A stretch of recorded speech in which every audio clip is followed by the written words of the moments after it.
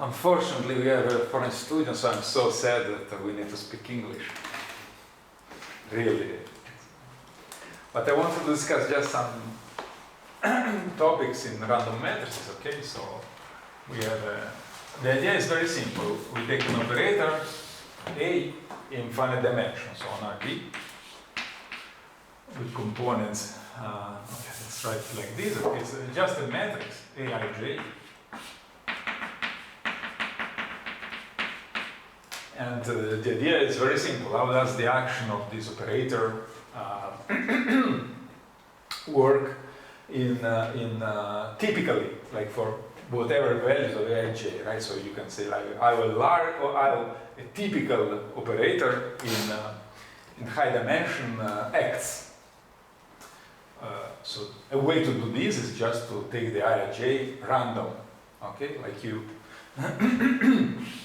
can say, I have a matrix A, B, C, D, and for more or less generic value of A, B, C, D, how does this behave? That's a bit the idea. So a way of saying this when the size becomes very large is that you just take each component random. For what we will discuss, we will discuss something a bit more involved, but I'd like to, up to rotations, okay? What you're really interested in for the operator is how it acts up to rotations somehow, because these, so the orthogonal transformations in reality, yeah, because this would just mean that you change coordinates. So, and the things will be a bit simplified if I take this matrix to be symmetric actually, so that eigenvalues will be real and we can diagonalize it with an orthogonal transformation in orthogonal base. So we can think that we start from something like A, or let's call it A tilde, okay? And then we do something like A, which is A plus the transpose of A divided by 2. So let's say A tilde. So A tilde Ij will be, Aij will be like, so this is the matrix Aij. So it will be something like A tilde Ij plus A tilde Ji divided by 2. Is it okay with this notation? Yeah? It's just introduction. We will not really do these things. Just, you see, if I started with Aij that were Iid, okay, these will still be Iid, except for two facts, right? That what is above the diagonal, okay, it's just, of course, symmetric with respect to what is down the diagonal. So it's like all of these are independent, but of course the Aij are not independent, meaning that Aji is just equal to Aij. Then there are some trivial somehow transformations I want to get rid of. It's like I add, I multiply the matrix by some constants, and of course we understand if A acts in a certain way, how the constant acts in a certain way. And in some sense we want to take this Aij with average 0, okay? Otherwise you will just need to add a constant matrix times the expected value. So if we think about this, what is the idea here?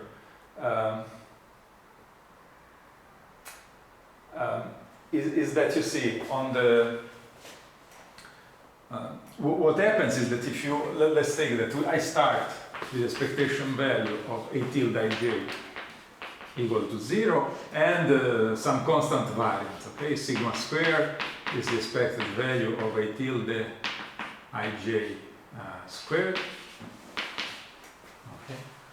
So what happens for A is that when I is different from J, the variance of A, so the expected value of Ij,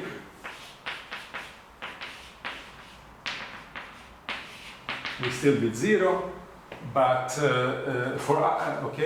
but the variance, so the expected value of Aij squared, okay, This will change a little bit if I take the diagonal elements or not, right? Because if I is different from j, then this is the variance of the sum, it's just the sum of the variances. Okay, I divide by 2, so it's 1/2 sigma squared. Yeah, because it's 1/4 the sums. But if I is equal to j, I get just sigma squared. Because they are the same, so it's 2 divided by 2 is exactly the same. Is it okay? Yeah. So this is just to say that usually the typical matrices I will consider, A is like Aij, so with,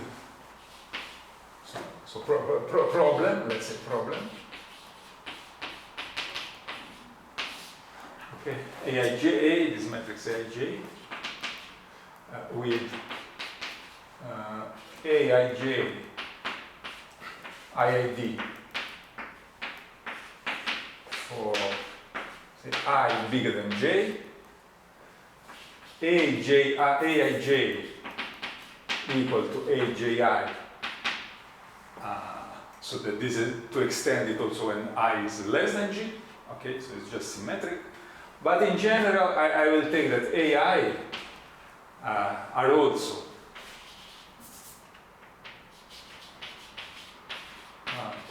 independent,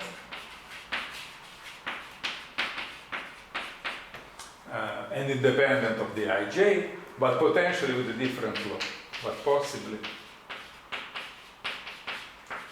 with a different law.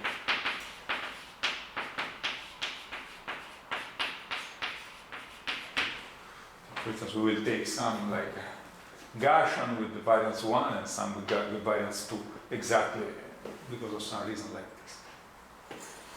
In some sense, the computations are just the same where you do not symmetrize. So the clean computations come when you symmetrize, but on the diagonal you get twice the variance than on the others. It's just some, why this, you understand, like why I make this weird case where what is here, okay, symmetric just to simplify our life and have real eigenvalues, but when in the diagonal we put some different values, okay, just because if you symmetrize something random, you don't get something where exactly ID on all the components up to symmetry, you get a slightly different law of diagonal and on the diagonal, okay. Also, there is another problem that you can, okay, that's the first thing. And second thing is like, maybe we want to call n. Let's call n the dimension, sorry. So the dimension is n. And so I and j go from 1 to n. So if we want this operator A to behave, to have a scaling limit, you know, when n is very large, how should we normalize this Aij? It should be like, I don't know, can I take them, each of them Gaussian or each of them exponential, or should I rescale them with n? This is easily, so this is just a simple remark, okay? Remark. If you fix a vector v in Rn, okay? And you do AV, so its component I, this will be the sum of a j of Aij, Vj. So this is fixed deterministic, right? So the expected value of AV will be 0, because the expected value of each of them is 0. But what is if you do the expected value of the modulus of AV or modulus of AV square, yes? Let's say just, let's fix one component, AVI squared, okay? I just want to look at this action. So how big are the components of these vectors? What will be? This will be just the expected value of the sum of Aij, Vj, j from 1 to n. So you see that these, I'm summing n squared.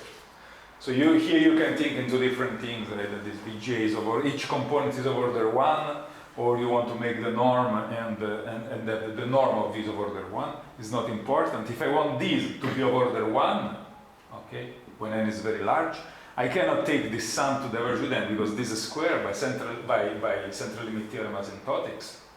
If you just write the square inside, this will be of order n. Okay, so this expected value is actually what is the sum over J1 and J2 of AI J1, AI expected value AI J1 and J2. So in reality, let's write it. It's very quick. J1 and J2 expected value. So this is always 0 unless the J1 is equal to J2. So this is the sum of J of A I J expected value sigma square Vj squared. Okay, so when n is large, I can expect this is not order 1. Okay, it's sum of n things. To make it order 1, I should divide by n. Okay. So this means that if I fix the law of the Ij, I should renormalize each entry by square root of n to make this sum order 1. Just to get an idea, how should we rescale this operator to have it. How we should rescale this operator to make it to have in some sense a limit when n goes to infinity. Okay, it's like if I sum IID random variables with average 0 by central limit theorem, I should divide that by square root of n to have a order 1 limit. If I divide by less than square root of n, this doesn't converge. If I divide by more than square root of n, this goes to 0. And this for this operator is the same. I should divide its component by square root of n, otherwise I will not get a good limit. So,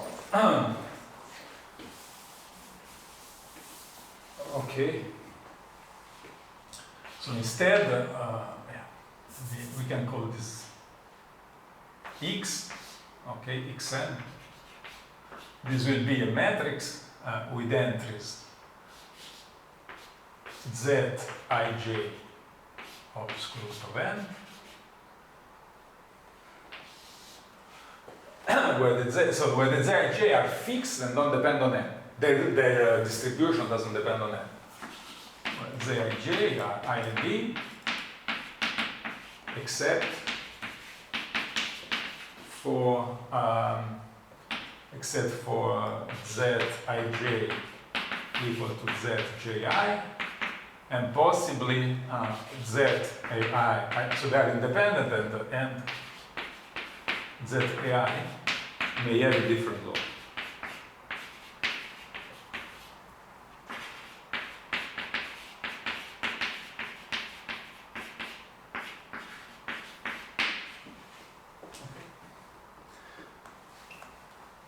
So what should we look at in this problem? Well, I mean, there are many questions you can have. This is like I don't know how to say. It's a typical. This sort of how does a typical operator behaves when the dimension is very large? We can think something like this. And I don't want to study too much this problem in details. Okay, this is a random matrix. It's a random operator in Rn. Is it clear? Yes. This is an operator in Rn. Just its components are random. But I built it automatically in such a way that it has real eigenvalues. Okay. So up to make a rotation, which only so an orthogonal transformation, which just means change the system of coordinates. What I'm really interested in is its eigenvalues. Okay, because any operator like this is just multiplies a component by each component by a number. That's the first thing. So I have Xn, which is so this is a random matrix, and I can get its eigenvalues. So I count them with their multiplicity. It's not important how you count them so far. Okay, but also these eigenvalues actually up to an orthogonal transformation. I'm not interested in the eigenvalues, yeah, because like who is lambda 1, who is lambda 2, who is lambda 3. I'm just interested in lambda 1, lambda 2, lambda 3 up to their order. Because if I exchange who is lambda 1, lambda 2, it's just changing the coordinates, who you call the first vector and who he calls the first vector, right? Any permutation of these is. So I'm interested in lambda 1, lambda 2, lambda n up to permutation. So the quantity that identifies the eigenvalues of an operator up to the order of the eigenvalues, so not who is the first, who is the second, just the set of eigenvalues. Yeah, let's write it like this. I'm interested in the set of eigenvalues, yeah, not in their order, right? So there is actually a precise object which is defined even for infinite dimensional operator, which is called the spectral measure. But here it's very easy to write what is it. So let's write a definition. Okay, definition. If this is not about randomness. So let's say that if A is a matrix, let's take symmetric, is a symmetric matrix in Rn times Rn. Okay. Its spectral measure. So this is the definition of spectral measure.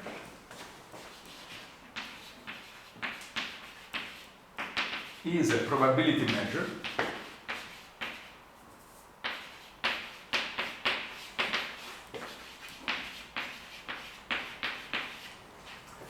on R. So in general, if it wasn't symmetric, it would be a probability measure on C, on the complex number, on R. So we will write that pi is a probability measure on R, defined by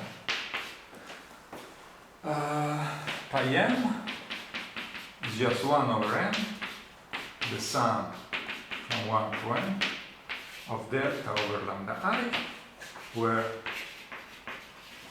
lambda I are the eigenvalues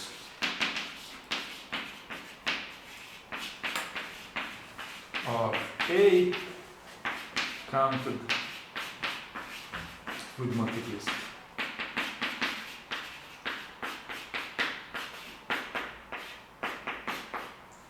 So in reality, this is not what I wrote here. Yes, it's I wrote just this set, but in reality, if I don't know, there is an eigenvalue which is there 3 times, I want to know that it's there 3 times. Yeah, so it's like a multi. So in this case, the definition of eigenvalue is still the same in the Euro matrix, because here we have randomness of the matrix.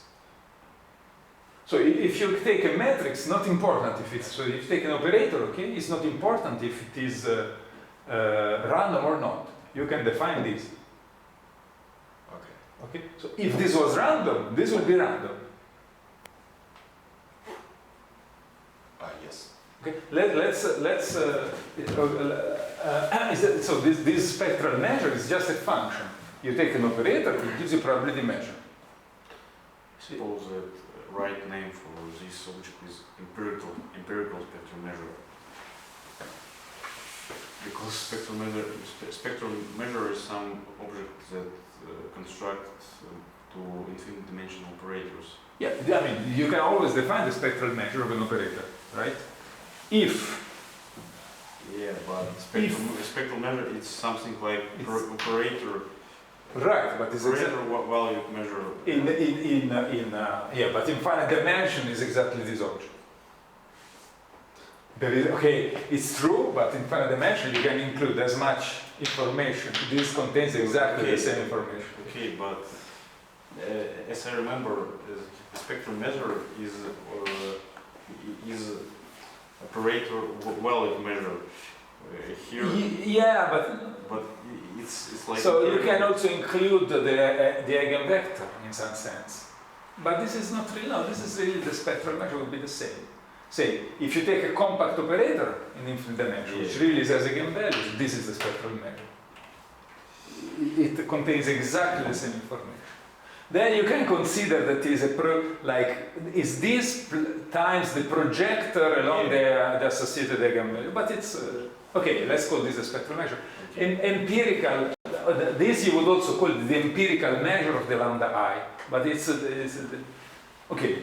Let's call it a spectral measure. I don't think it's important here. So we are like on what is this object? We are like on R. Yeah, we have lambda 1 which is here, lambda 2 which is here. Maybe there is somebody who is multiplicity 3, and I don't know, multiplicity 2, lambda 3 and multiplicity 2 and so on. So we put a weight 1 over n, okay, on each eigenvalue. Is it clear? So this measure gives weight to a given set, just how many eigenvalues are in that set. Counted within multiplicity, but divided by n, normalized, so this is a probability. Is it okay? So, like, if in this, if in this set there are, if I had in n equal 4, and in this set there are 3 eigenvalues, when I count the multiplicity, the measure of this set will be 3 divided by 4.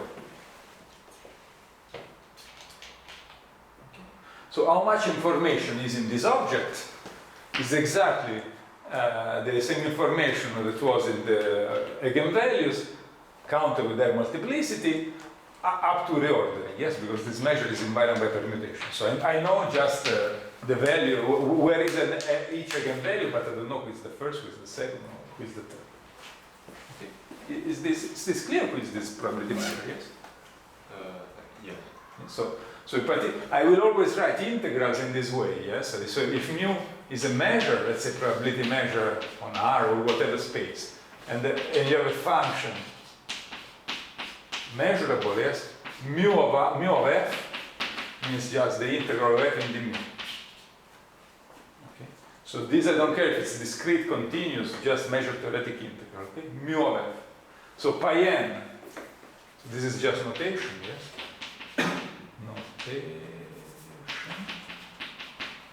Pi n of f, this just means 1 over n, the sum over I of f of lambda I. It's just so, pi n of f is just the ergodic average of f over the lambda I. Cool.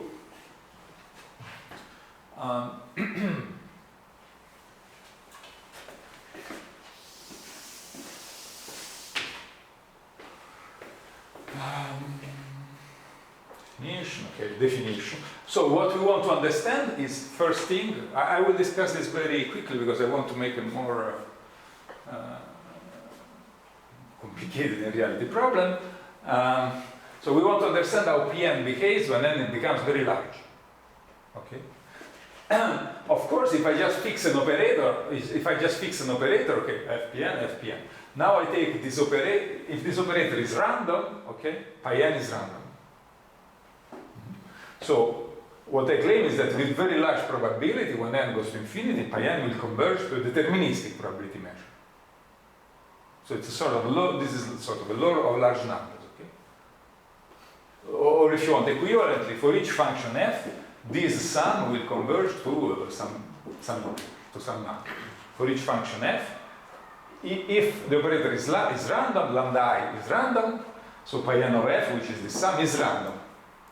Okay, but when n goes to infinity, this will converge to a deterministic number. This is not hard to check. I will just try to say some very, very quick word today about this problem, and then move to a slightly different problem.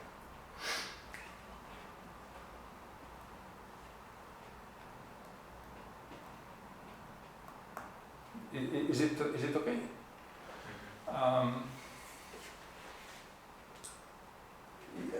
It's clear what you mean, yes? Are you okay? Okay. So then on this, so we are on this space of probability measures on n. We want to prove a convergence on this space. So this convergence, what is it? Okay, let's maybe first draw a picture. What we want to catch with this convergence, this is the usual with convergence of probability measures. Okay, we have this. So when n is large, we have a lot of these little dots. Yes, of these weights. Each of them weighs 1 over n, and we have a lot of all these points. So when n goes to the end, there is a little grain of sand in each point, which is very, very tiny, but you have many of them. Okay, the weight is like 1 kilogram. Okay, in the limit, when n goes to infinity, they have a good chance, and they will in this case, to become a continuous measure, continuous object. Okay, because just I don't know, the density will follow some. Okay, the density will follow some. In the limit, will go to some continuous profile which has a density. So this measure can converge to a limiting measure which is, even if for each n it was discrete, in the limit, since this little grain of sand becomes smaller and smaller, why not? It can be continuous. It's okay. So this idea that, what does it mean that a probability measure converges? It means that kind of what we can observe, expected value, whatever we observe, converges. So in reality, it just means that all these integrals converge. Okay. So let's take R as a space, which is all what we do here. So on, we can define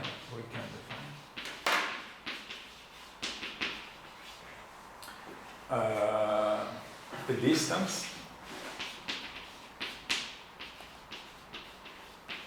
on the probability measure on A as follows.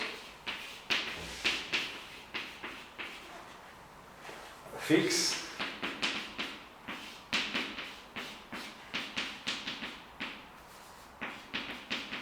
a countable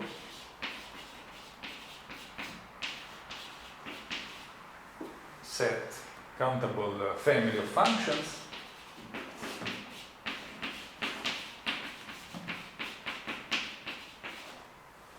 fk. Okay, I will do, let's do, okay, continuous with compact support. Continuous with compact support. Dense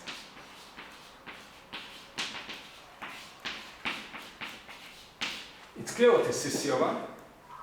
Continuous with compact support. Okay. So they are zero after, out of an interval. Yes. Okay? It's compact and associated. So this space is separable. In an interval, you can approximate with polynômes and then zero outside. Okay, you can make it to zero and then zero outside, and R is a countable union of intervals. So you take larger and larger, and you will approximate uniform each time. So this space is separable. There is a dense set, and then set. Then define the distance. Let's write it here.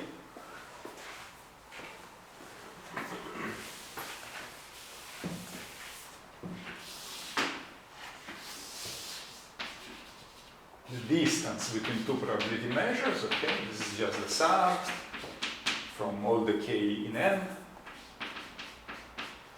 of mu of fk minus mu of fk divided by 1 plus the same thing,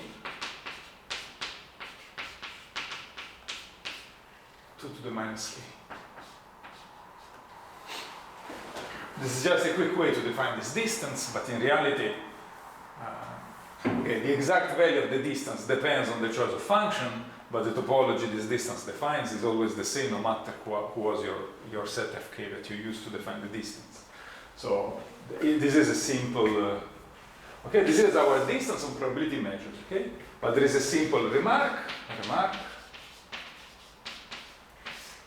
The sequence mu n converges to mu in this distance, okay? In this, on P of R. If and only if mu n of f converges to mu of f for all functions that are continuous and bounded. And that's also equivalent to, I don't know, for instance, mu n of f converges to mu of f for all functions that are, instead of continuous bounded, see infinity with compact support. Once you know it on a class sufficiently large,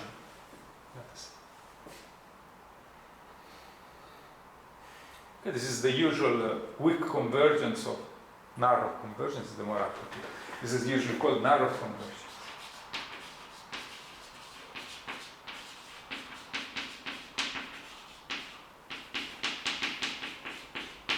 So you have already met this when you say, a sequence xn of random variables converges to x, to a random variable x in distribution, means that this distribution converges exactly in this sense. Okay, this is like the usual notion of convergence in distribution. Just convergent distribution is not a notion of convergence for random variables, it's a notion of convergence for their distribution. So that's the notion of convergent distribution. You can metrize it. The first line, mu n convergent to mu, in which sense of convergence? In this, the distance, or what I mean is that the distance of mu n to mu goes to 0. This distance goes to 0, yeah? It's the same saying that all this goes to 0.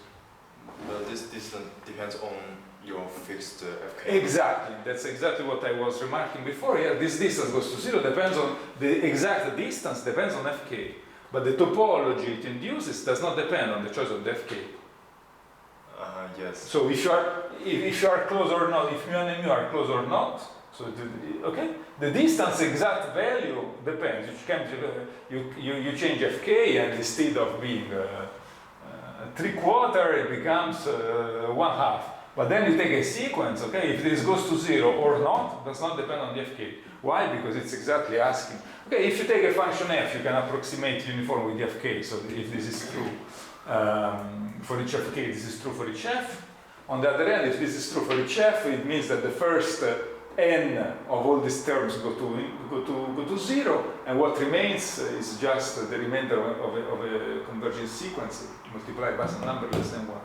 So it's an easy, you can try to check that this convergence is true no matter who you took the fk, so these are if and only if, so if you change the fk, the conditions to converge are still the same. I say something slightly different, say something about topology, not about convergence, but you try to do this exercise, okay, that this is true if and only if this is true. Okay. If only this is true if and only if this distance goes to 0. Then once you check this, it's clear that it doesn't depend on the fk, just because the condition here doesn't depend on the fk. Isn't it the same with Viguier convergence? And also something called Viguier convergence. Is it Viguier convergence? Is it? I don't know. Viguier. Maybe. I don't know. I don't know what is it. Viguier. It's right. V-A, not E. G. U-I. Vague. With the name, vague convergence. Yes, on R is exactly the same. Yes. Okay. Yes. Yeah, it's called the vague convergence. Yeah. So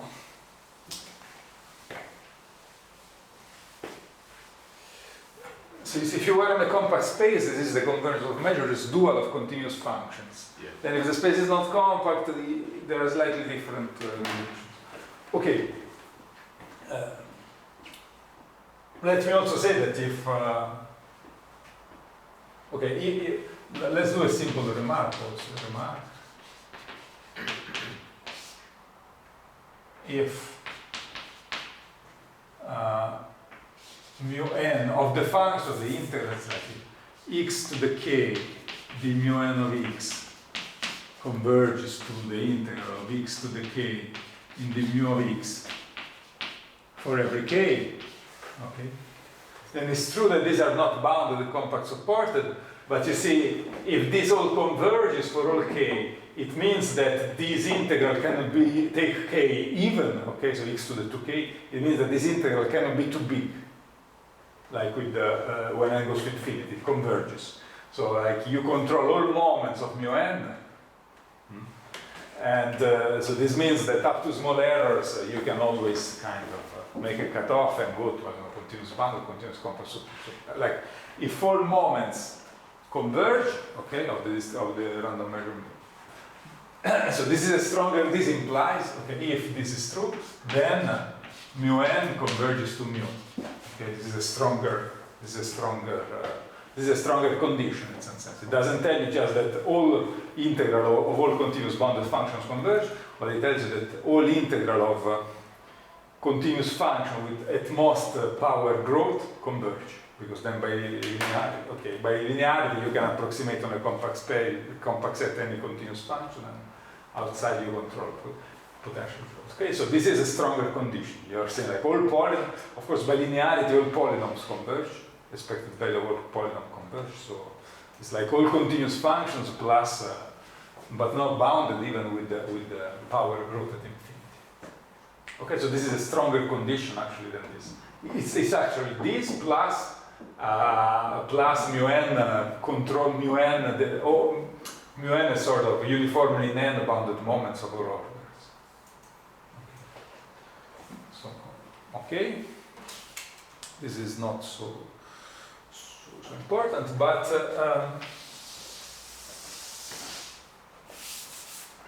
so remember then, okay, this is, okay, so I just gave a definition and a couple of remarks as a precise, spectral measure, convergence of probabilities and this, okay, the rest is just blah blah. Okay, so then, so this theorem, we will make something that in some aspect is stronger, in some aspect is simpler. So this theorem, I just give you a very quick idea how to prove it, but not, I will not discuss it much. Maybe I just want to make emerge some given functions from this, and then I just forget it. So theorem is the following, okay? Remember that we take xn, okay, was this matrix, with entries zij over square root of n, be a random matrix,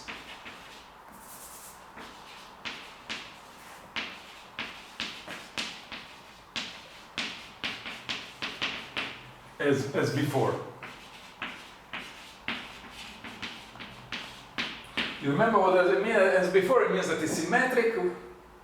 There are IID, except on the diagonal, if you want, you can take a different distribution. Okay, but the one there's IID, the law doesn't depend on n, but then I divide by square root of n. Okay? Let phi n. So this is a probability measure on R, but it's random, okay? This is random. It's a random probability measure on R. B, it's a spectral measure.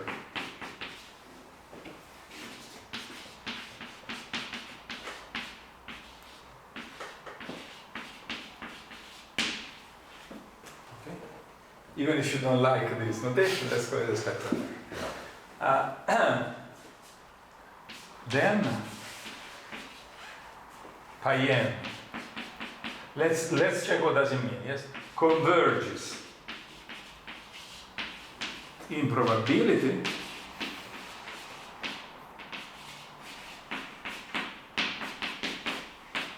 to sigma. So sigma is a deterministic element of R now, okay? It's the link. Like I said, I take a sequence of random variables, yes, sum of in the IID random variable, they converge to 5. Okay? It's a low large number. This is a low large number. I have a sequence of random objects, they converge to the deterministic object, where sigma identify sigma and its density. Okay, so sigma of the x, this is like a measure, yes, and this is like sigma of x, the x. So it has density, and sigma of x is just the square root of 4 minus x squared. Of course, provided that x is less than 2. And here you need to normalize by the area of the semicircle. Oh, sorry. too much Gaussian, 1/5. So what is sigma of x, okay, is this, yes? It is a semicircle of radius 2.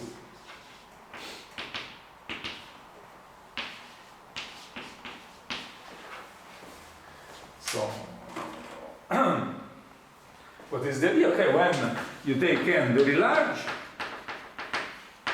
this point that are taken values are accumulating on the real axis, more and more, but like around this interval you find more of them, and as long as you go farther and farther, you find less of them. These, okay. So, why these measures? Yes, why this is called the semicircle law. There are two reasons why you can have. you can interpret this, okay? The first reason, oh wait, sorry. Okay, this is the theorem, okay? This is the theorem. So just what does it mean? P-n converging probability to sigma, what does it mean this, okay? It's just a way of saying, okay, this is the theorem, but translation, this means that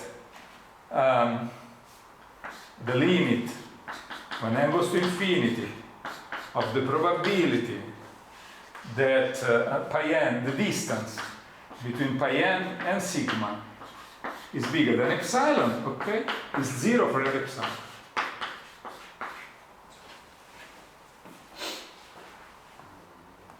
That's what it means, yeah? Improbability means the probability the distance from the limit is more than epsilon. Of course, since the limit is deterministic, as you probably know, in reality, improbability is equivalent to in law. So it's not so.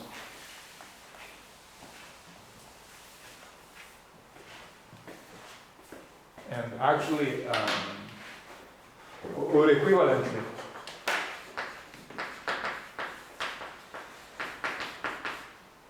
this means that the limit, when n goes to infinity, of the probability that pi n, you can check this function-wise, pi n of f minus sigma of f is bigger than epsilon, is 0 for every epsilon. Yeah, because once you have this, okay, once you have this, you use it with fk, and you use as epsilon 2 to the minus k, and then you make the distance. Is there some strong formula to the strong of large numbers? So if you want to know if this convergence is almost sure.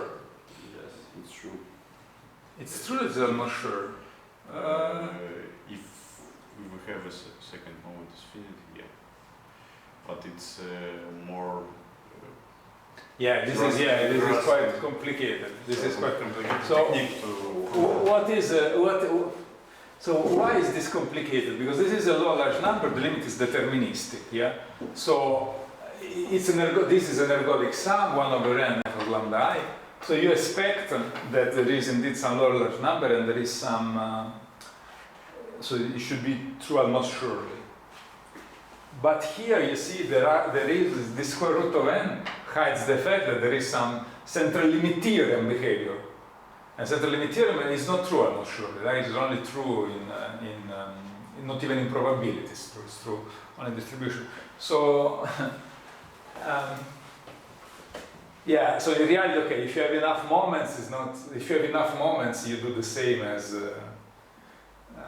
for the large number of independent random variable, you compute higher moments, you use Borel-Cantelli, and you can prove almost surely. More or less, these bounds are okay. If you have all the moments, this is not hard.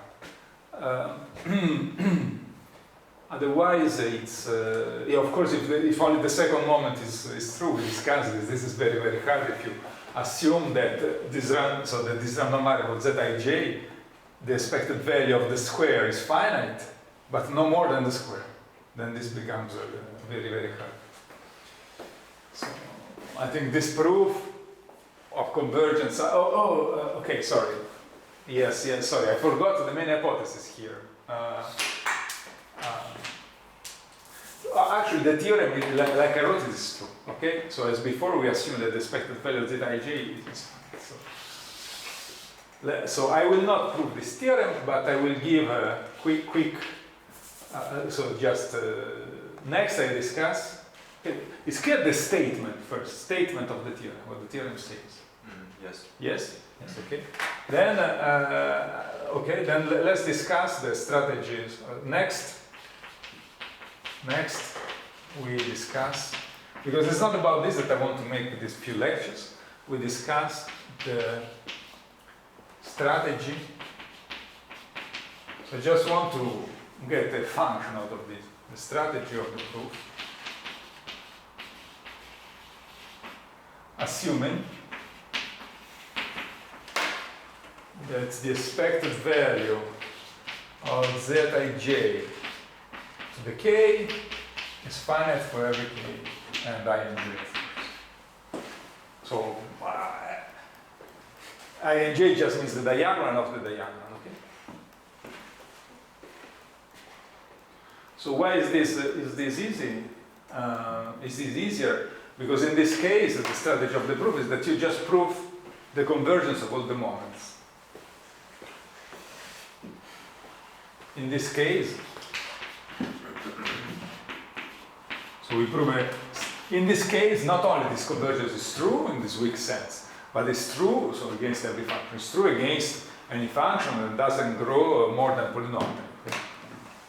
In this case,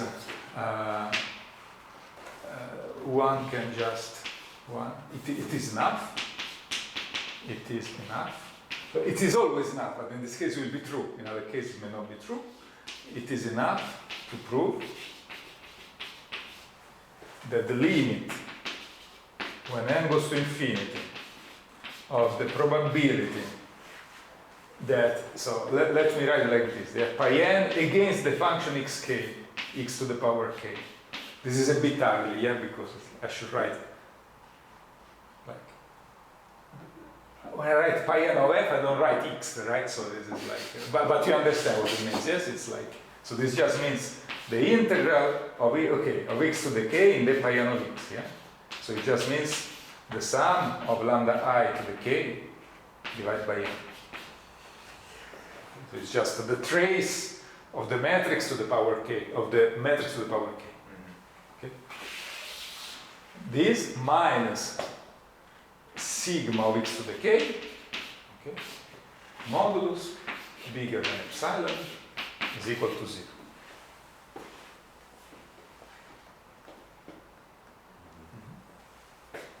Because I prove it against all these, by linearity, I prove it against all functions that are polynomials, and with functions, once you have a bound that pi n of x to the k is uniformly bounded for all the k, because if this convergence is true, it's true, with large probability, then it's just a 3 epsilon argument.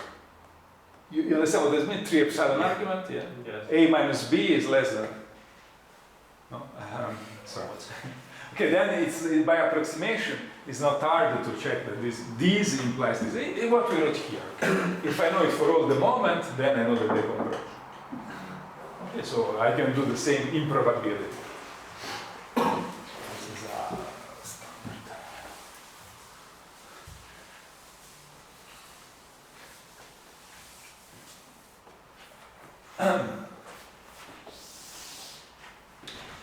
So how to check this? You do it in 2 steps. First you check that pi n is not very far away. Pi n of x to the k. This is a random number, yes? It's the trace of the power k of a random matrix. So this is a random number. This is deterministic, and you want to prove just a low or large number in probability, a low or large number of these numbers. So the easiest way to do it is to prove that. So this is the strategy. Yeah? So strategy to prove it. Strategy.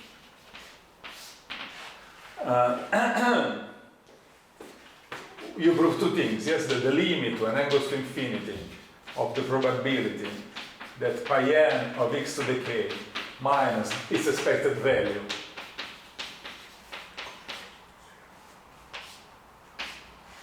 is bigger than epsilon goes to 0, and 2, you prove that the probability that the expected value of pi n of x to the k minus sigma of x to the k bigger than epsilon is 0.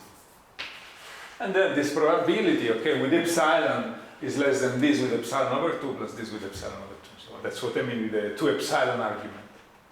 Okay, that you say, this minus that is less than this and this, but this plus this. Okay, so yeah, I think if you want to do this to this, it's probably 3 epsilon. Yes, there are 3 parts there because it's like the difference of a polynomial and the functions inside an interval. And then also the difference of this and this on the polynomial, and then what happens outside the interval. But clearly all these are small. Okay. So let's be very quick about this because I'm already using too much time. So and the first thing is let's define. So okay, sketch of proof. Sketch of proof. You understand what is sketch? Okay. Short proof. Yeah, the idea of the proof. Yes, the idea of the proof. Just the idea. А? Набросок. Наверное, я не знаю, как это по-русски. It's like when you draw something on a paper, you want to make a painting, yes, you first make a draft. Yes? It's called in Russian it's called набросок. Набросок? Набросать рисунок. Набросать. Вот, наброс. Да, yeah, okay. So who is a sigma of x to the k? That's the main point in some sense, okay? I forgot to tell you how does the sigma x comes out. Okay, I will recall it later, okay? This just means x to the k, and here I should write sigma x. So I should write 4 minus x squared in the x over 2 pi. Sorry, why over 2 pi? I say I will comment, and it's good that it's 1 over 2 pi. Yes, this is a radius, it's a probability, so the area should be 1.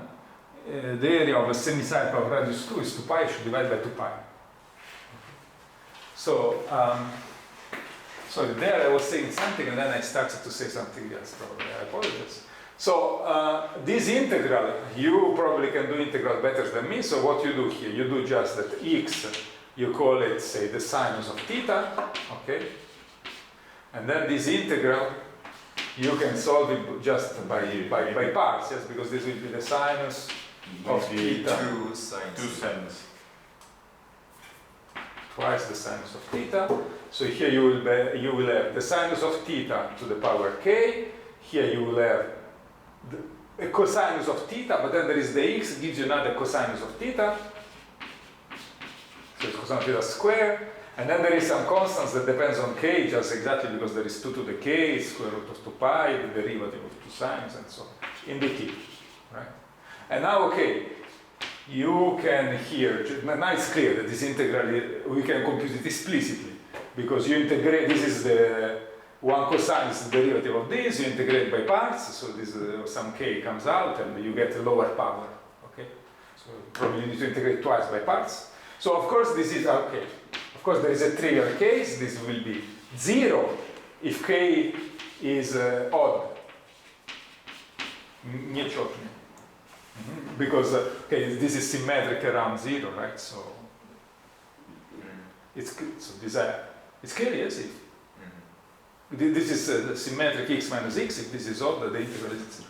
Yeah, it's okay. very clear. But otherwise, okay, you should make this computation, you iterate, you write a formula of sigma of x to the power 2k with respect to x to the power 2k minus 1, and you get here something which is called the Catalan numbers, which is 2k factorial over k plus 1 factorial k factorial. So this is the denominator.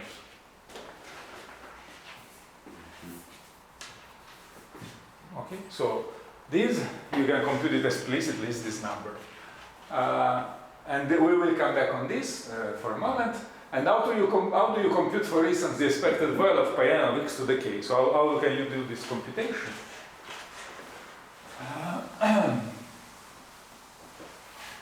This is just combinatorics. Let's check it in a moment.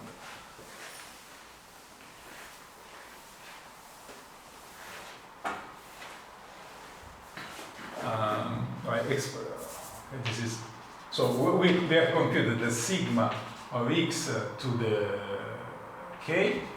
Let's call it. Let's say that this is the definition of the moment k.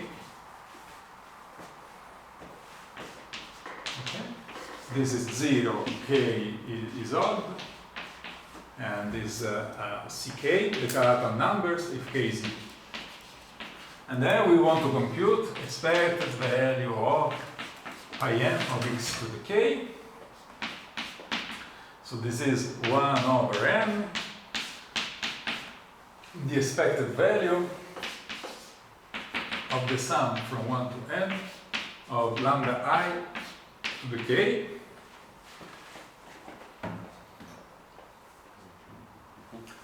Yeah, because the function I'm integrated is this to the k.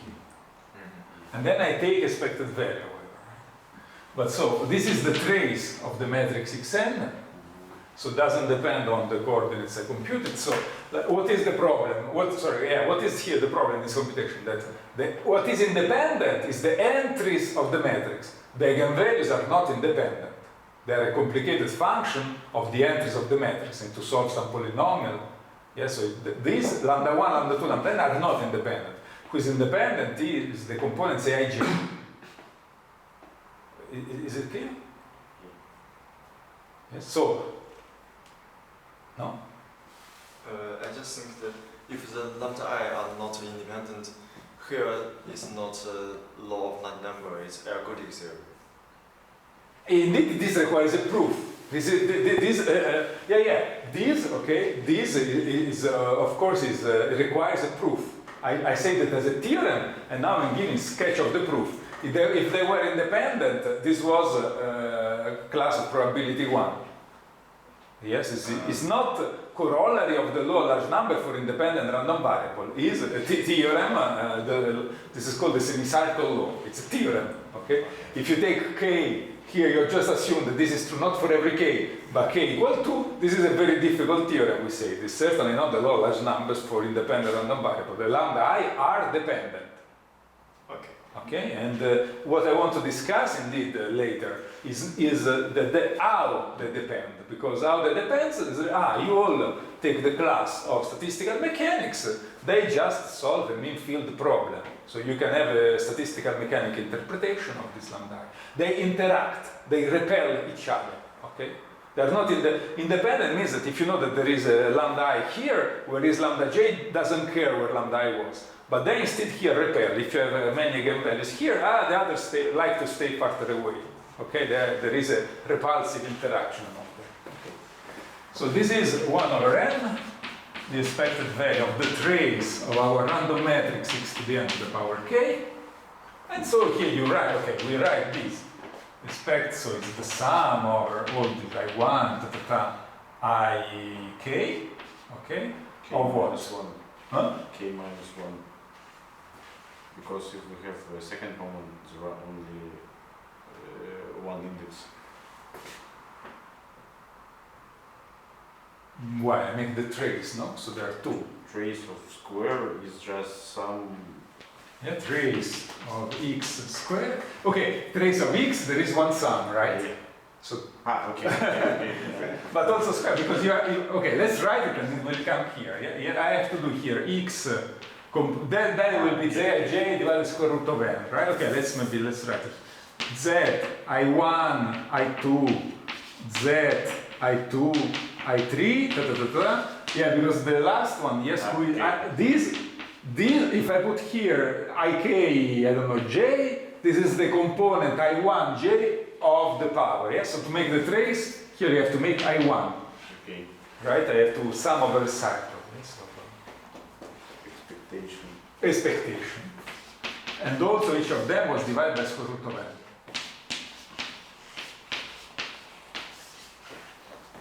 So, okay, you will add 1 over n to the k over 2 plus 1. It's not, I don't want to. And then we have the sum over all the components from 1 to n of these expected values. Now here what happens? Yes, what is why we can compute this? How does this Catalan number appears? I just want to give you an idea. This can be, for instance, an exercise I can give. Okay, so this expected value here is 0 a lot of times because you see all these guys are independent, right? So unless one index up to the order of I1, I2, because I took it symmetric, but unless all the indices are repeated, this expected value is 0. Okay? If I have expected value of Z12, Z35, then Z53, okay? Suppose that K was 3, okay? Okay, these two are the same, this is a square, but they are all independent. As soon as there is one guy who is alone, this is 0. Yes. Yeah, right? Even more, as soon as there is yeah, okay, no, It's just 0 this. if there are what term, what... Oh, we didn't take the law to be symmetric. I'm saying that if in product we have odd number of terms, then it's... If k is odd. If k is odd, If k is odd, it always 0. if k is odd, this is 0, right? Because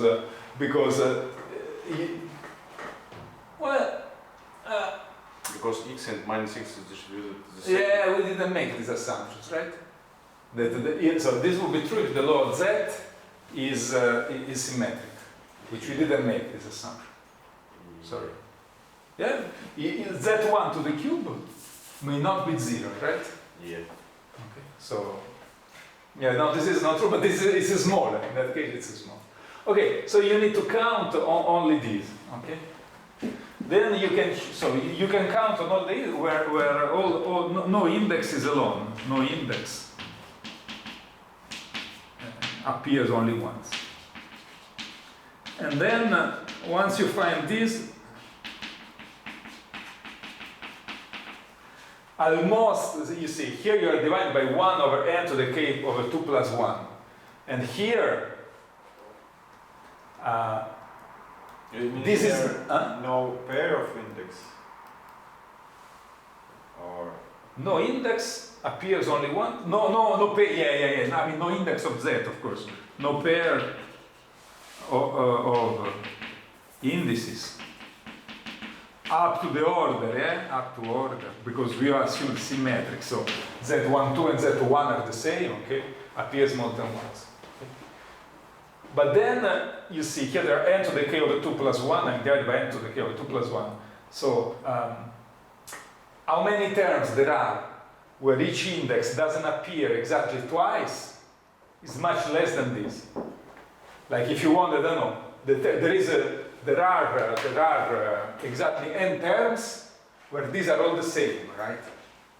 Well, maybe 2n by symmetry, but okay. Not n to the k over 2 plus 1. And then, I don't know, if you check just those where one index appears 3 times, okay, there will be n to the k over 2 without the plus 1.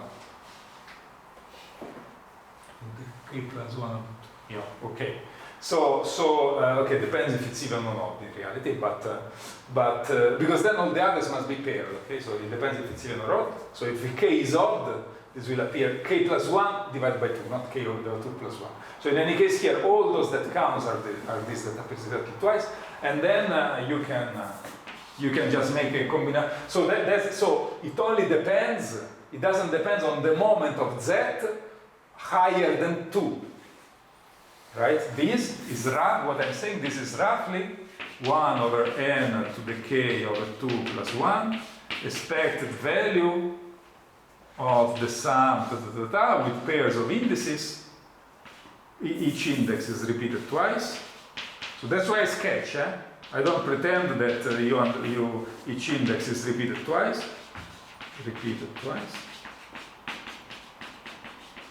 Of this sum, but here we have the expected value of z12 squared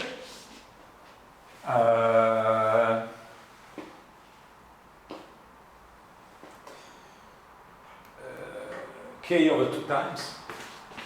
Okay, assuming k even. Okay, you need a bit of k. Otherwise you get exactly that this is bigger and goes to 0, so on the case that are odd, here there are just less terms than this, because here there are order n to the k over, if k is odd, here you have order n to the k plus 1 over 2 terms, and here you have k over 2 plus 1, so it goes to 0. Which is what we had, yeah, because this for k odd was 0. So in the limit it becomes true, and if k is even, okay, you need to count all the possible ways to make these words, and you will get these Catalan numbers. Okay, I was maybe a bit too fast, but But this is how you get the Catalan numbers out of combinatorics, because you kill all the terms that do not repeat themselves, and you need to count all the others. Okay, so this will give you Catalan number. And then if you do the squares of these, you can also, with similar computation, you can also estimate these. Once you put your hands into the combinatorics. Why you put double expectation? Because I made okay, it's not wrong. It's not an error.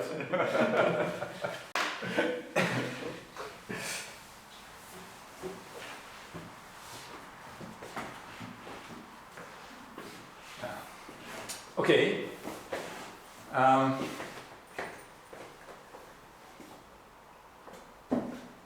And last thing I want to compute is the following. This is just as an esoteric fact, okay? I don't know why we really need it, but since this function appears again, why not? Okay? So it's this function which is called the generating function of the Catalan numbers, yes? So this is the sum back of z, so the sum from 0 to infinity of ck z to the k. Where you see C0, okay, the moment of expectation 0 just means 1, eh? So this one k is 0, this is 1, okay? So I claim that this is 1 minus 4z to z, right?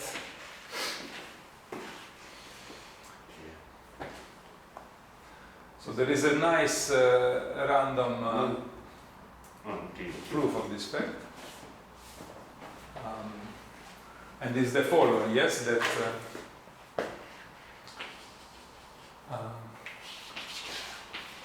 so make a random walk where at each step you can add +1 or -1 probability 1/2. Okay. Is it, so at each step you can go up or down.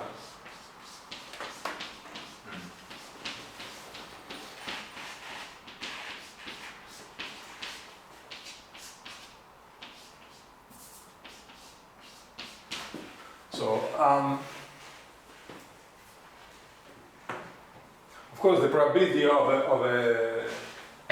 probability that after the probability that after n steps I'm again in 0 is 0 unless n is even, right? Because the parity changes by 1 at each step. So to come back to 0 and to make an even number of steps. And then, okay, the probability of a given set is just proportional to the number of paths in that set. So we just count. So I want to check the probability, okay? I want to check the probability of the number of paths that start in 0 after, say, 2k steps finish in 0. Huh? Exactly, just numbers, yes. It will be a Catalan number. Yeah, and they stay positive all the times, okay? And these are just the Catalan numbers. So let's define decay. This is, I think, are called Dix paths. The number of paths with the +1 increments.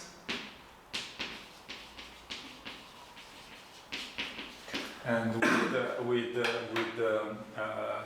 such that the path at 0, how can we call the path psi 0? Psi 0 equal to psi 2k equal to 0, and psi k, psi I is positive for every I less than 2. Yeah, okay, the number of paths from 0 to 0 that never go below 0. So this is a classical exercise for first class of probability. Okay, so this decay. So this is the how many? Yeah. And decay is equal to ck.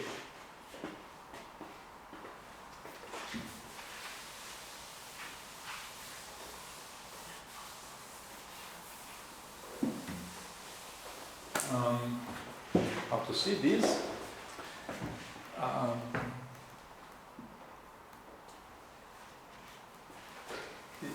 You know, have you seen this fact? Maybe not.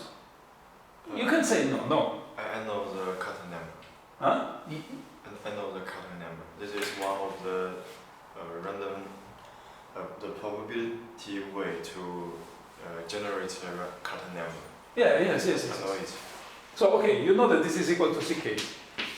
This is, okay, just to repeat, how do? You say that these are all the paths that finish in 0. This is easy because finishing in how many paths finish in 0 after 2k steps? K choose 2k, 2k choose k, right? Because half of the steps must be plus 1, half of the steps must be minus 1. And then, so all the paths that finish in 0. And then you need to remove, so decay is 2k over k. And then you need to remove the paths that at some point become negative.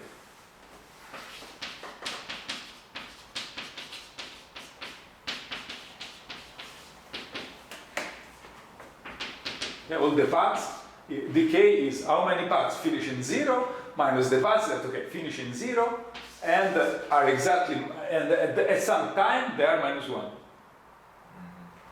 So if you give me how many there are such paths that at some times are minus 1.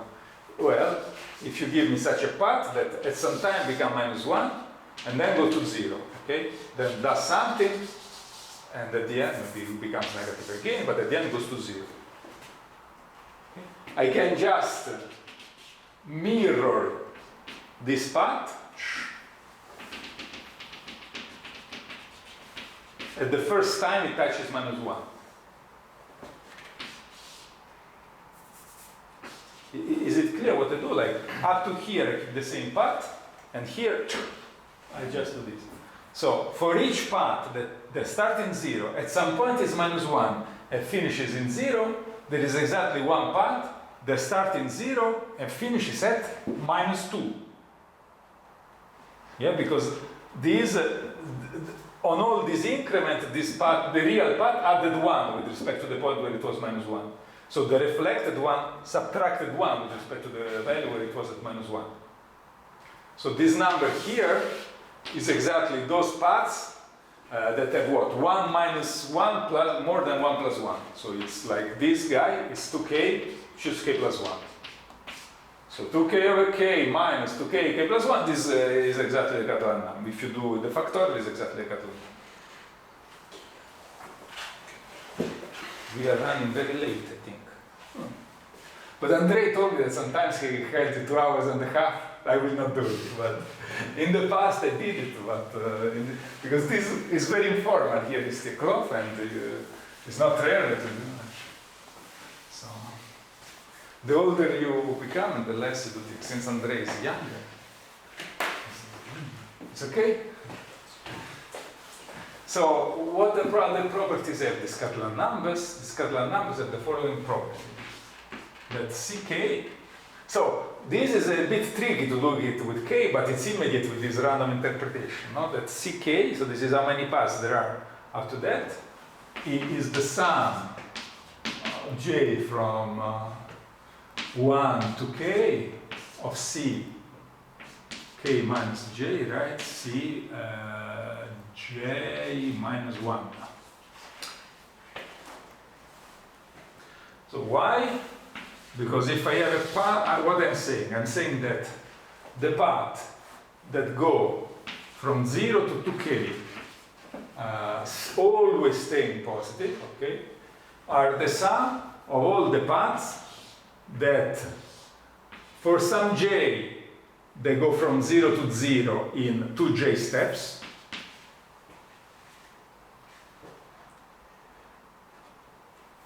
And then again go from 0 to 0 in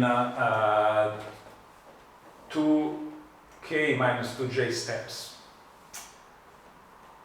But we are counting there is a catch. What I'm not counting is, I'm not counting the case where you never touch 0. Oh, but wait, say twice touch 0 and then... Yeah, okay, sorry. You touch 0 many times you want. Yeah, the picture was misleading. But there will be a first time you touch. Okay. Yeah. So, why is this like this?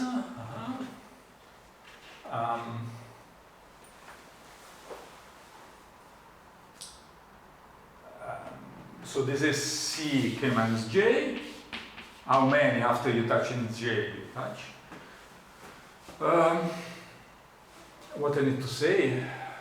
So what is the probability? Let's do this. What is the probability? Which terms? Yeah, let's do this. Which terms correspond to the case where you don't touch 0? Yeah, because there is also this case. So the case where you don't touch 0 is that you start with +1 and you must finish with the -1 because you didn't touch 0. So this will be just. This is necessary. You always do this actually. So you will. It's just when we start from 1 and finish at 1. So the. Yeah. So here is exactly the case where you change the. If you never touch 0, it means that you make a Catalan path starting here. So this is the term C0, CK. So CK minus 1, okay? Because this has length 2k minus 2. The length of this is 2k minus 1. C0 is 1. So there are as many, so the term here corresponding to j equal 1 is the term corresponding to you never touch 0. The term corresponding to j equal 2 is the term corresponding to you touch 0 the first time, so it's the term corresponding to you start in this way. Okay, so because if you start in this way, then okay, there are how many ways there are to start in this way? 1, because C1 is still 1, and then you have then again you need to do this and then this. So, and so on. Okay, so all these terms. So this is just like, this identity follows from counting this path condition to the first time you touch 0. So, okay. I was a bit confusing, but I think it's easy to believe. I said it a bit poorly, sorry, but I think the others are more or less evident. The only tricky part is that you don't touch, where you need to do it by hand somehow, and this should be this. So once you have this property, how do we compute? We call beta of z. This is the sum, I say, of ck from 0. So let's compute easier. Let's compute beta of z minus 1. Beta of z minus 1 is the sum from 1 to infinity of ck z to the k.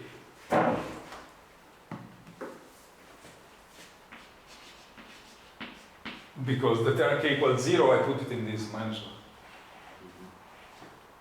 So, so I write this as the sum from 1 to infinity of C, and the sum from 1 to k of z to the k, c k minus j, c j minus 1. So now I have a lot of j minus 1, so I do this as a sum from 1 to infinity. Let's check. Z to the k minus 1. I wrote z to the k in this way.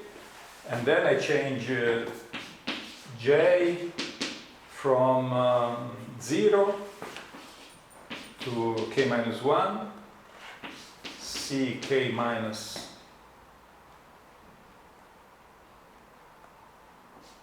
j plus 1,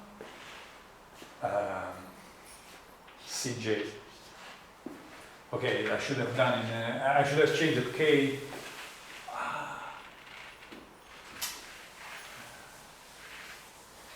I should have changed k as well. Okay, let's make this extra passage. So this is equal to 1z, I can take it out. And then I also can change k from 0. So this is the sum from 0 to infinity, and then here I have z to the k And here I have the sum from 0 to k of c k minus j, c, j. Ah, perfect. For a fixed z, beta looks like the expectation of number of visits to 0 up to some rescaling, no? So beta of zeta will be, just like we wrote it, the expected value of First we fix z. the expected value of z to the tau 0. Maybe divide by z divided by Yes, well, 4. what I mean, we can, for example, consider two steps and obtain a quadratic equation for beta. Yes, you can. So in general, right, you can do this function v of x and s, which is the expected value when you start in x of s to the tau 0 for a random walk, even with p1 minus p. Then using just Markov properties, you can compute these for every s. Well, s. So here I didn't say. Let's compute when zeta is less than 1/4. Okay. Why less than 1/4? Because ck is certainly less than 4 to the k. So this series converges for sure. Yeah, because the number of paths that go from here to here at 0 stay positive is just less than the number of paths. Of length to k, each step you can go up or down, so the number of paths is certainly no more than 4 to the k. So for z less than 1/4, the series converges. Yeah, it's analytic. No, what you're sorry. This is that doesn't. It's not about our computation. Sorry, this is just a remark on his question. Okay, not part of the computation, just a remark on his question. That yes, just using Markov property of this Markov, you can compute explicitly this, and this when x is 0 gives you exactly our things. Actually, this is what it is. This is easy to check that this is v of 1s to the power x, no? Because it's like if you need to come back to 0 when you start in x, you first need to come back from 1 and then to come back from 1 to n, so you have just a power in x. But for x, if x is more or equal than 1. And then using this and the Markov property, you can also compute the value in 0 and you get exactly this answer. Actually, you can compute it for even when p is not a half. Functions are very... as you may know, these things become tricky in dimension 2 or higher. But I think there is all the combinatorics of this thing is known since the 19th century or something like this. Before probability even. So, okay, I mean for probability. And now who is this thing? Yes, this thing is exactly the series, the power series of beta squared. Correct? If I have a series, if I have a function which is the sum of ak z to the k, yeah, the function of z squared, this is the sum of ak ah z to the k minus h. Plus h. So this is the sum. If I write it just as a sum, yes, the sum of k of z, let's call it to the L, z to the L, and here you have to sum over all the h such that h plus k, to all the h, just okay, from 0 to k minus 1, so of a to L minus h, L a h. Right. I need who contributes to the power z to the L, all the pairs of products such that the sum is L. So all the pairs of the type L minus something, L minus something, A something. Yes. So these, okay, so we have that beta of z, and it was beta to minus 1 is equal to z beta of z squared. So I can solve this equation for beta of z. I will have two solutions, so I need to take the positive one, because beta was an analytic, I mean, for z, when for z positive, I get a positive number, because z was just an analytic sum with the positive coefficients. So this equation tells me that beta of z is 1 minus the square root of 1 minus 4z divided by 2z. And, okay, this is defined if z is less than 1/4. Okay, also for 1/4 is defined. It's analytic in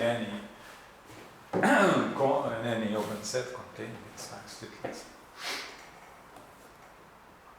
So in reality, this bound at the exponential level is not that bad, because it converges exactly up to this end after it does not. Okay, now I want to make something much more. Okay, this is all I wanted to say. Okay, so we converge to this, where the moments are this Catalan number, we have this function here, and we are there. So maybe I should have given less details on these Catalan numbers that we don't care that much. Now, so this was just a sketch of the proof. I don't pretend that you can replicate all the details, but it's the strategy is clear. Yes, you make these random matrix, you take the eigenvalues, and you make the spectral measures. It means that you only preserve the informations up to orthogonal transformations, basically. Okay, that's how much information you write into the spectral measure. There is the spectrum of the matrix. So.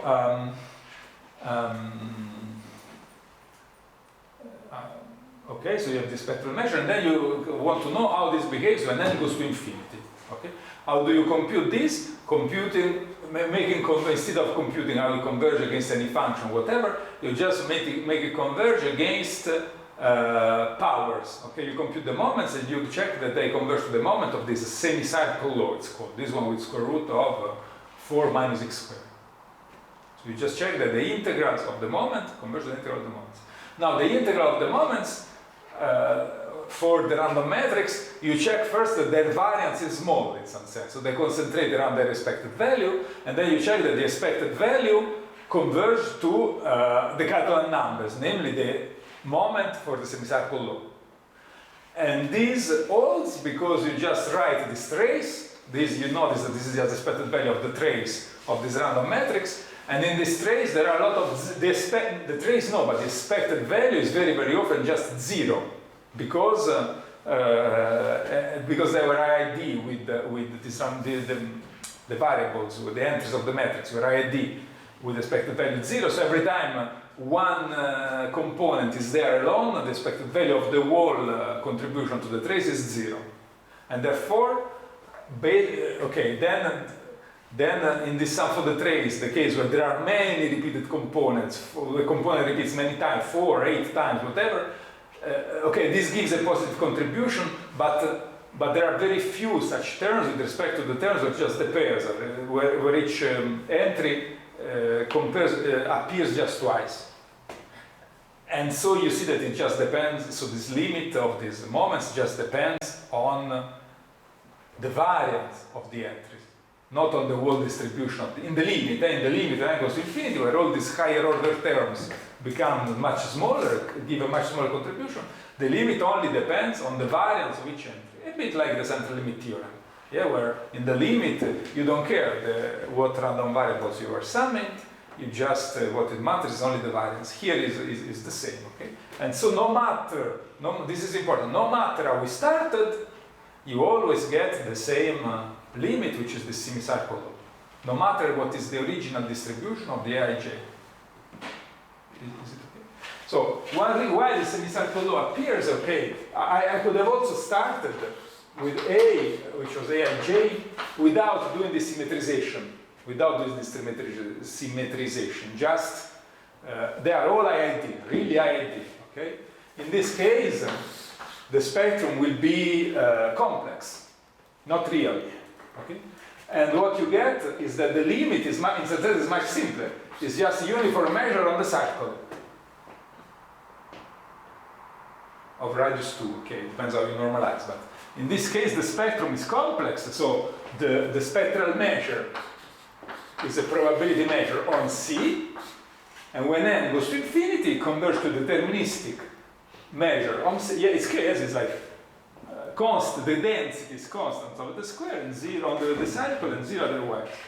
Now, when you symmetrize, yeah, you just, and so the spectral measure becomes like this, the density. So that's why this shape. But this measure like this is also the Gibbs measure of a suitable interaction, which is logarithmic. And so, so I want to kind of, there is a nice way to make these things appear and to make a dynamic problem with the where really the eigenvalue interact, plus there is some randomness, and they make this kind of shapes appear. Okay, so what I would like to do in the following, which I think I hope that we could start today, but I think I will just do some. I thought that I would not make like Andrei, but maybe we will do like Andrei. So I want to make the following object because, you know, people in mathematics, they don't like. Once you do something with numbers, you start to do something where in the same position you put something else. I don't know why there is such a fashion, right? So here, instead of numbers, yes, each component is a number, you can put really crazy things, but we just put that each component is a function, yeah? It's a random function of time. Okay? So each component is a stochastic process. Let's call it Aij. So each component is AI1 of t, AI12 of t, AN of t. Why not? So this operator depends on t. So we just start from some matrix well with stochastic processes. Yeah. So if you want, this is a matrix value, or operator value, stochastic process. If we want to study some dynamics of this yeah, of its eigenvalues. Okay. Of its eigenvalues. So, and then, okay.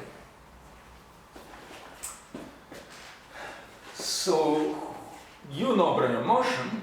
Yeah. And that's this. You, I don't remember, you know? You wrote me a very difficult question about the Brownian sheet, which is this very hard. You know a bit of Brownian motion.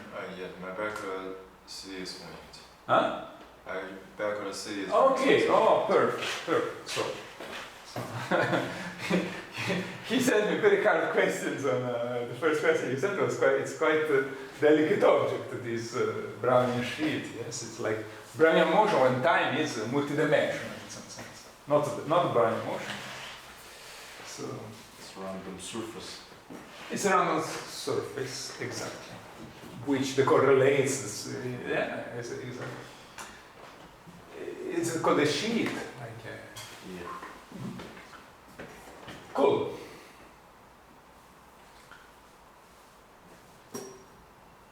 Okay, so and we want just to do the same thing. Okay, so I take A. Let's do again the same symmetric case. So on each component, I put a Brownian motion. Just I assume them to be symmetric. So it's the same motivation as before, okay? I put the Wij is Wj1. So I have, okay, somebody gives me a lot of Brownian motions and I make a matrix out of it, all independent except that they are symmetric. And the same thing as I said before, on the diagonal, I put twice the variance, the off diagonal. But it's no matter, as I think the circle law works if all entries have the same law. This is what we said. For just semicircle, you can put on the diagonal whatever you want. Yeah. Okay. But for the equation I want to write, no. Okay. So here I put exactly twice a Brownian motion. Okay? On the diagonal, I put square root of 2, so the variance is exactly twice, a Brownian motion. And off the diagonal, they are just Brownian motions and independent. Of course, as we have seen, things like semicircle law, with this square root of 2 will not depend. You can put also another, for semicircle law, you can put also just another process, if you want, okay, and even not even a grammar. Yeah, so if we look at this at time 1, for instance, so suppose that I know what happened, okay, I of t, and now I make now the empirical measure, okay? The empirical measure, 1 over n, the sum, and delta, just, of course, all of them are divided by square root of n. Sorry. This is clear, yes? You remember we normalized already for random variable. If I fix the time at time equal 5, or time, let's take time equal 1, this is our old problem, okay? So of course I need to divide by square root of n, because if I wanted for each time the something converges, the scaling with n is the same as before. Okay? Just now, this depends on t, this depends on t. So what I have not just a random probability, but I have a curve in the space of probabilities. Okay, so this will be, this pi n, okay, is just a random element of the space of, we can check that this is continuous, we will maybe do it, maybe not, on the probabilities on R. Okay?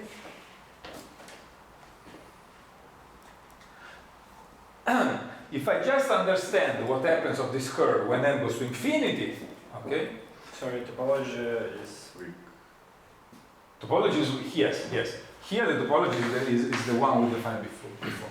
So it's continuous in this sense, like it's continuous in the sense that f of lambda I t, okay, is a continuous function of t. So this happens with probability 1 for this lambda I. So yeah, so this is a function of t. So for each t, you have a probability measures here. Okay, then this is also random. So the distribution of p is a probability measure over the space. But okay, we don't take in this step. This is a random curve in the space of probabilities. Okay? For each time, you have a random probability. It's just it's the same as before. It's the same as before. You have all these points on R. Just they move over time. And now the move is random. Okay. And it's random and it's actually a Markov process. Okay, we can say that it's a measure stochastic processes that have values in measures. This is a stochastic process with values in probability. Yeah. For instance, yes. Actually, who is, even if we didn't prove it before, but if I do Pn of t, it's quite, for each fixed t, it's quite obvious to what it converges, yes? Because once I think, you know that I of t, this has the same law as square root of t, wi of 1, right? So the result we just said holds if I take, say, wi of 1, because the variance of wi of 1 is 1, so we prove the result for the variance. So for variance t, I just need to rescale things with t. So this is what does this for every t is just a corollary of the previous theorem, which we didn't prove in detail. But I will try to give in some sense another proof using this dynamics. I will give another proof of this result. So this result and of something else also. So these results we already know. So okay, this converges to. I need to renormalize, like if t is 1, this converges to square root of 4 minus x squared over 2 pi. We just need to multiply x, divide x by t, right? Divide x by t. Square root of t. So x squared over t. 1 x squared is less than 2p. And I need to divide by 2 pi t probably. No. I suppose it's incorrect. Yeah, when t is larger, I suppose this guy will be very large. Okay, so x. true, but the density isn't incorrect on the desk now. So this dx. Yeah. The right way to write it, if variance is not 1, is 4t squared minus x squared divided by 2p. Yeah, of course you can multiply denominator by t and you get Now it's not. It's not correct. So I want that x is less than 2. I want that x. Indicator is true. Indicator is true. No. At the boundary I need to get 0. That's all. Indicator. It's false. It's false. It's all false.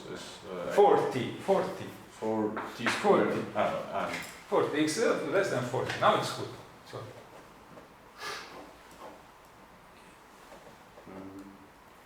I think. So it's the semicircle law. Just the radius will not be 2, will be square root of t. 2 square root of t. And for t equal 1, you get the old formula. I suppose if we put variance at the denominator in x squared, so we didn't need it in. I mean that it's still incorrect because in the denominator we don't have t. Because yeah, okay. This constant is the one that makes the integral equal to 1. I think it's 2 pi or 2 pi t or whatever, okay? This constant here. Okay. Maybe I'm wrong with the constant. But it's still a semicircle law. Just this is a square root of t and not 1. Okay? The radius. Okay, so what about SDEs? Stochastic differential equations. You can say no, it's not a problem. Okay. So this I think I will stop soon. I just will tell you what I want to prove. Okay, what I want to prove. Again, maybe we will be. I think we will make some cheat because it's not enough time. But yeah, I want to give you an idea. This is not a class of probability. Okay, it's just to get some idea. I want to compute the asymptotic knot of pi t, which I already know. Okay. I want to compute the asymptotic of the largest eigenvalue. How does the largest eigenvalue behave? Or maybe the second largest or the third largest. But with n, not the n over 2 largest. Okay? You fix the 10th and the 10th largest. Let's say the largest. Okay? So we can order the eigenvalue. So here is not, this is absolutely continuous. The law is Gaussian. So with probability 1, all these eigenvalues will be different. Okay, so first thing I want to check is the following. This is called Dyson-Brownian motion. I want to check that this I make this lambda I in order. Let's say that lambda I1 is bigger than lambda 2, is bigger than lambda n, and they solve a mean field problem.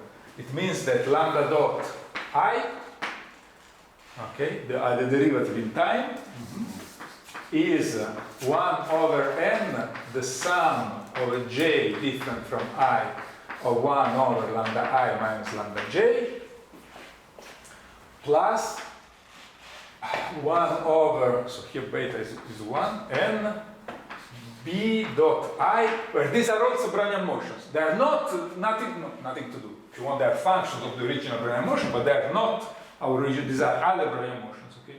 Not independent, but other Brownian motions. For I equal to 1 to n. So you see what happens, yes? That so this is the gradient of the logarithm of the difference of the sum. Yeah. So it's like you have these eigenvalues of this line, and okay, each of them, these are for each I, for different I, these are independent parameters. So each of them has a bit of randomness that pushes it here or there. You maybe have seen this as d lambda is here dt and here dbi is the same. Is this notation to mean the same thing? Okay. So each of them if there were no other eigenvalues, for instance, in dimension 1, yes, in dimension 1, d lambda I is dpi is the Brownian motion by definition. It just moves randomly on this line with independent increments. Here, what it does is there is this same base behavior, but it interacts with the other, with all the other eigenvalues. And if you check, yes, this is minus the gradient of minus the logarithm, this interaction is repulsive. So if here you have the eigenvalue I, and here you have another eigenvalue, this guy pushes this with the intensity which is proportional to 1 over their distance. So if you want the energy, the potential is logarithmic. So this is a mean field, the potential, yes, where depends on the distance, this is logarithmic. Mean field just means that you interact in the same way with all the others. So this is, okay, this is a theorem, This is a theorem, You take a matrix whose entries are Brownian motions, and you consider the eigenvalues of this matrix. They depend on time, and by miracle, this is absolutely non-intuitive. It's not too complex to see it, you just do a orthogonal transformation, you check it. But by miracle, they are solution of a differential problem, where a bit there is Brownian motion and a bit there is an interaction among them. Okay, so they have the same law as these, or you can compute this Brownian motion by character. That's the first. And the second thing, I don't know if time will suffice on this, but I want to prove the following property, that when n is large, the probability that lambda 1, so the largest eigenvalue as a function of t, is close to any, you fix a function, okay, function phi of t, okay, for an interval of time, I don't know, say for time t0. So this behaves as e to the minus n or n square, n for this, n, I of phi, where I of phi is 1/2 the integral of phi dot minus,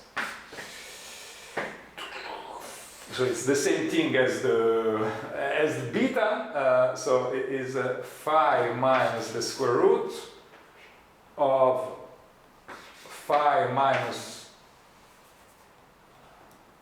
4s divided by 2s, so of s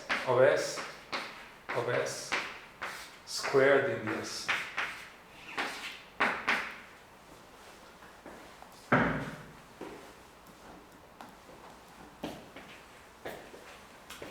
So what we are saying, okay, we are saying that, so what does it mean this? We will actually make clear what does it mean this, yeah, because what the hell is this, what the hell, what is this, right?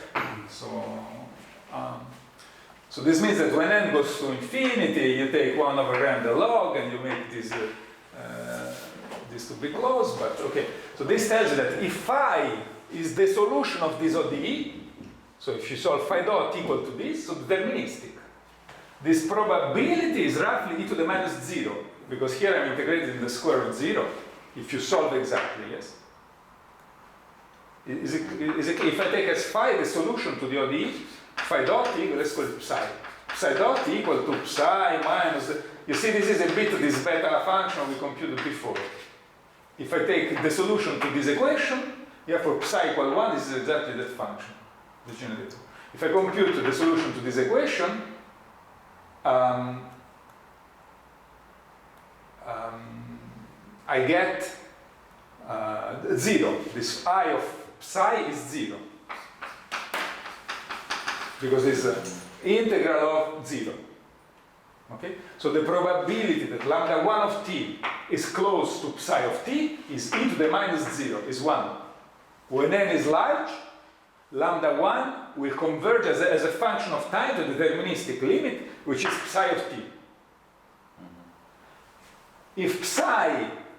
If you take a function phi that is not this one, okay, you fix a profile phi of t, the probability that lambda 1 follows closely this one, decays exponentially fast in n, as e to the minus n, exactly, so this is a bound both from above and below, okay? The probability goes away from neighbors of this trajectory exactly as e to the minus n, this number.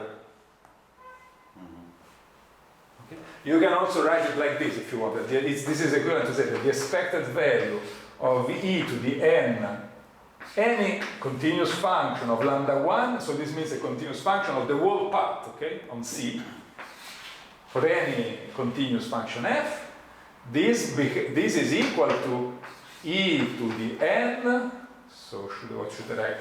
The sup over phi of f of phi minus e of phi, so this number, plus some error that goes to 0 with n.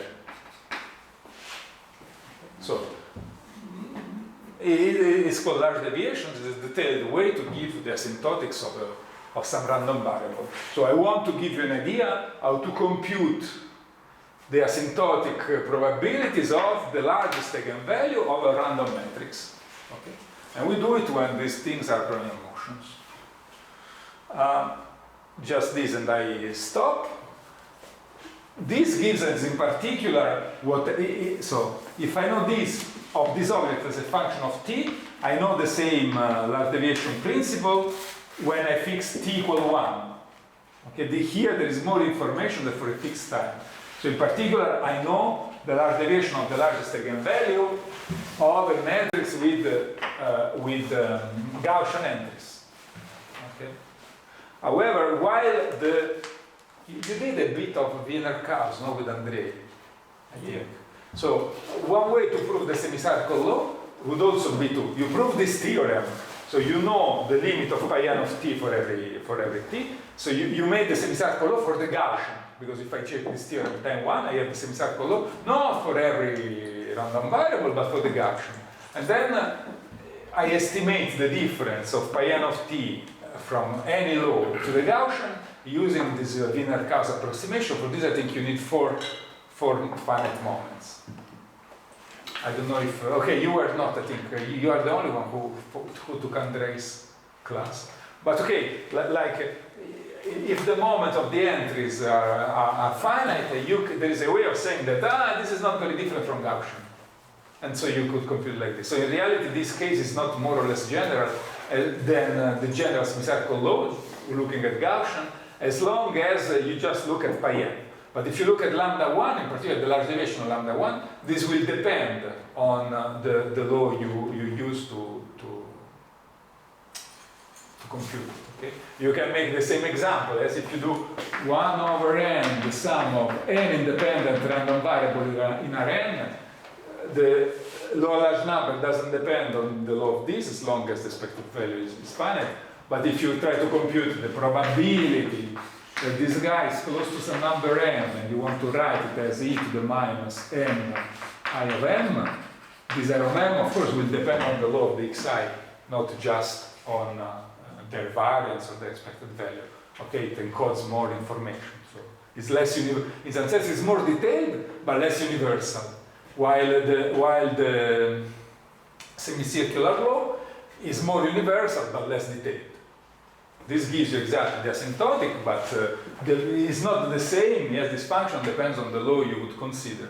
While it's clear, yes, more general and less cases, and less information is true for more cases, and more information is true for less cases. Except, yes, a few universality laws, which we discussed. I don't know if you took it online, this part, but I think in the last lecture I gave in statistical mechanics, we discussed a case very crazy, where you have the opposite. It's extremely detailed and yet universal. I don't know if you remember. Corrections to the number of intersecting paths. Okay. This is exactly the world where some very mysterious things appears that the most detailed, when you start to rescale, the most detailed information becomes again independent from the distribution you used. This is called universality, and it's some very mysterious in some aspects feature, but this is not that, okay? This is just a very sharp asymptotic of how the first eigenvalue, of the probability that the first eigenvalue doesn't behave as it would typically do. Typically, it would just be psi. Instead, I want to compute the probability that it behaves differently than what it would typically do. Okay? So maybe it's a bit, we have just 2 lectures more, because then there is a student who will give a talk.